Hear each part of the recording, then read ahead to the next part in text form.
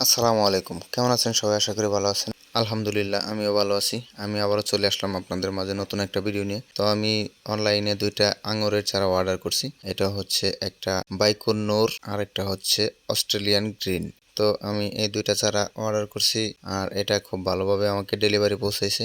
তো যেহেতু আমার বাড়িতে গবাদি পশু আছে যেরকম ছাগল আছে আর এটা হচ্ছে যে আমি এই চারাগুলা রাখার আগে এখানে নেট দিয়ে ঘিরে নিছি যাতে আমার এই চারাগুলো ছাগলে নষ্ট না করে, যেহেতু ছাগলের বাচ্চা আছে এগুলো বাড়ির আশেপাশে ঘোরাফেরা করে সবসময়। তো সেই জন্য আমি একটু সুন্দর করে বেড়া দিয়ে তারপরে এই চারাগুলো ভিতরে রেখে দিছি। আর এটা আপাতত ২-১ দিন রেখে দেওয়া হয়েছে এই কারণেই যে আমি চারাটা লাগাবো সেই জন্য আমার একটা গর্ত করা প্রয়োজন।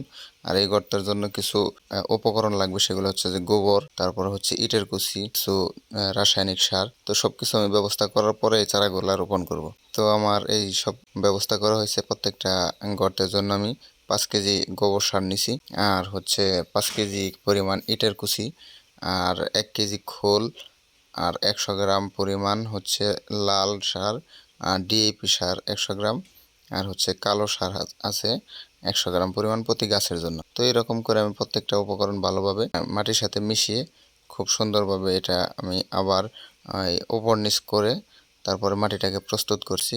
যেহেতু আমি একটু ভালো দামে নিচ্ছি চারাগুলা, আর ভালো জাতের চারা আমাকে দিয়েছে, ওনারা গ্যারান্টি দিয়েছে। আরেকটা বিষয় হচ্ছে যে এই চারাগুলা যদি ১ মাসের মধ্যে কোনোটা মারা যায় তো ওনারা আমাকে চারা রিটার্ন করবে। তো এলাকার বাজারেও আমি আঙুরের চারা দেখছি যেগুলা হচ্ছে যে ২০০ টাকা ৩০০ টাকায় পাওয়া যায়। আর এই চারাগুলার দাম একটু বেশি নিয়েছে। তো আসলে দামটা আমি উল্লেখ না করি, কিন্তু এত দামি ছাড়া আমি সেই জন্য ভাবলাম যে সবগুলো উপকরণ খুব ভালোভাবে আমি ইউজ করি।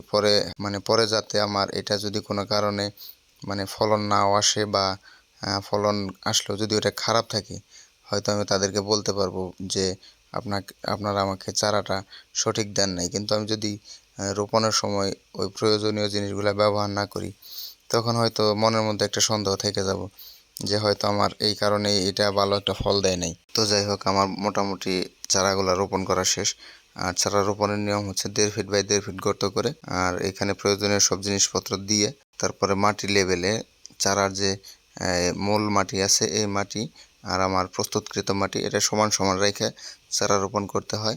আর চারা রোপণের সাথে সাথে আমি এখানে খুঁটি দিয়ে দিয়েছি, কারণ যেহেতু এটা নয়ের মতো পেঁচায় উপরের দিকে উঠবে যাতে বাতাসে হেলে না পড়ে, এই জন্য আমি একটু বাইরে দিয়েছি আর পানি স্প্রে করে দিলাম। এটা হচ্ছে আঙুর চাষের প্রকৃত নিয়ম।